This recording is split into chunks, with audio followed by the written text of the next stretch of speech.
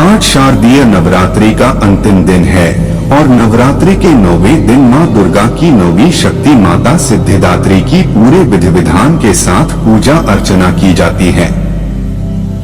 माता दुर्गा का यह स्वरूप सिद्ध और मोक्ष देने वाला है, इसलिए माता को मां सिद्धिदात्री कहा जाता है। इनकी पूजा अर्चना करने से सभी कार्य सिद्ध होते हैं और मोक्ष की प्राप्ति होती है। मां दुर्गा के इस स्वरूप की पूजा देव, दानव, ऋषिमुनि, यक्ष, साधक, किन्नर और गृहस्थ आश्रम में जीवन यापन करने वाले भक्त मां सिद्धिदात्री की पूजा अर्चना करते हैं। इनकी पूजा अर्चना करने से धन, यश और बल की प्राप्ति होती है। आइए जानते हैं मां सिद्धिदात्री का स्वरूप, भोग और मंत्र। माता की 8 सिद्धियां। धार्मिक ग्रंथों में उल्लेख मिलता है कि मां सभी प्रकार की सिद्धियों को देने वाली हैं। देवी पुराण के मुताबिक भगवान शिव ने इनकी कृपा से ही सिद्धियों को प्राप्त किया था। इन्हीं देवी की कृपा से भगवान शिव का आधा शरीर देवी का हुआ था। यह देवी मां लक्ष्मी के समान कमल के आसन पर विराजमान है। माता के हाथों में कमल, गदा, सुदर्शन चक्र, शंख धारण किए हुए हैं। 9वें दिन सिद्धिदात्री की पूजा करने के लिए नवाहन का प्रसाद और नवरस युक्त भोजन और 9 प्रकार के फल फूल आदि का अर्पण करके नवरात्र का समापन करना चाहिए। सिद्धिदात्री देवी सरस्वती का भी स्वरूप है। आइए जानते हैं मां सिद्धिदात्री का स्वरूप, भोग और मंत्र। माता की 8 सिद्धियां। सबसे पहले माता की 8 सिद्धियां जानते हैं। पौराणिक कथाओं के अनुसार अणिमा, महिमा, गरिमा, लघिमा, प्राप्ति, प्राकाम्य, ईशित्व और वशित्व ये 8 सिद्धियां हैं। सभी देवी देवताओं, गंधर्व, ऋषि, असुरों को इनकी पूजा करने से ही सिद्धियां प्राप्त होती हैं। जो भी भक्त नवरात्रि के 9 दिन उपवास, पूजा अर्चना और अंत में कन्या पूजन करते हैं, उन पर मां की असीम कृपा प्राप्त होती है और सभी अटके कार्य पूर्ण होते हैं। साथ ही घर परिवार में सुख शांति और समृद्धि की प्राप्ति होती है। ऐसा है। अब हम मां सिद्धिदात्री का स्वरूप कैसे होता है जानते हैं। मां सिद्धिदात्री मां लक्ष्मी की तरह कमल पर विराजमान है और मां 4 भुजाओं से युक्त है।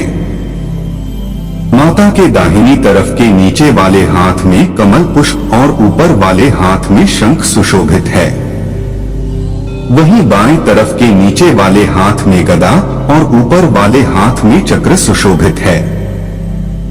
मां दुर्गा इस रूप में लाल वस्त्र धारण की हैं। अब माता सिद्धिदात्री का भोग क्या होता है जानते हैं।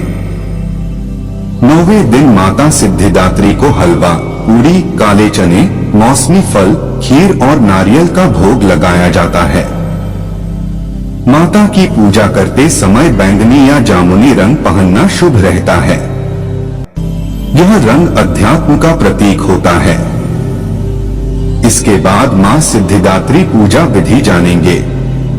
शारदीय नवरात्रि के अंतिम दिन ब्रह्म मुहूर्त में उठकर ही घर की पूरी साफ सफाई के बाद अन्य दिनों की तरह ही माता की पूजा अर्चना करें, लेकिन इस दिन हवन का विशेष महत्व रहा है। आज नवरात्रि का अंतिम दिन है, इसलिए माता की पूजा करने से बाद सभी देवी देवताओं की भी पूजा की जाएगी। लकड़ी की चौकी पर लाल कपड़ा बिछाकर मां की मूर्ति या तस्वीर रखें और फिर चारों तरफ गंगाजल से छिड़काव करें। इसके बाद माता को पूजा सामग्री अर्पित करके हवन करें। हवन करते समय सभी देवी देवताओं को नाम की आहुति भी एक बार दे दें। हवन के समय दुर्गा सप्तशती के सभी श्लोक के साथ मां दुर्गा की आहुति भी दी जाती है। इसके साथ ही देवी के बीज मंत्र ऊहरी क्लीं चामुंडाय विच्चे नमो नम का 108 बार जप करते हुए आहुति दें और फिर आरती उतारें। हवन करने के बाद पूरे परिवार के साथ माता के जयात्रे लगाएं और माता का आशीर्वाद लेते हुए कन्या पूजन शुरू करें। मां सिद्धिदात्री को भोग में हलवा व चना का विशेष महत्व है। इसके साथ ही पूरी, खीर, नारियल और मौसमी फल भी अर्पित करें और व्रत का पारण करें। माता सिद्धिदात्री के मंत्र जानते हैं। सिद्ध गंधर्व यक्षाद्य सुरैर्मरैर्पि सेव्यमाना सदा भूयात् सिद्धिदा सिद्धिदायिनी वंदे वांछित मनोर्थार्थ चंद्रार्घ कृत शेखरा कमल स्थिता चतुर्भुजा सिद्धिदात्री यशस्वनी। और आखिरी में नवरात्रि में कन्या पूजन का महत्व समझते हैं। नवरात्रि की नवमी तिथि पर कन्या पूजन करने का विधान है। कन्या पूजन में कन्याओं की संख्या 9 होनी चाहिए, अन्यथा 2 कन्याओं के साथ भी पूजा कर सकते हैं। कन्याओं के साथ एक लांगोरा, बटुक, भैरव भी होना चाहिए। कन्याओं को घर पर आदर सत्कार के साथ बुलाकर उनके पैरों को जल या दूध से धुलकर कुमकुम व सिंदूर का टीका लगाएं और आशीर्वाद लें। फिर भोजन के लिए कन्या और लागूंगा को हलवाचना, पूरी, सब्जी, फल आदि चीजें दें। भोजन कराने के बाद लाल चुनरी ओढ़ाएं और सामर्थ्य के अनुसार दान दक्षिणा दें। इसके बाद पूरे परिवार के साथ सभी कन्या और लागूंगा के चरण स्पर्श करें और माता के जयाकरे लगाते हुए कन्या और लागूंगा को विदा करें। कन्या पूजन करने से माता की विशेष कृपा प्राप्त होती है और घर के सभी सदस्यों की उन्नति होती है।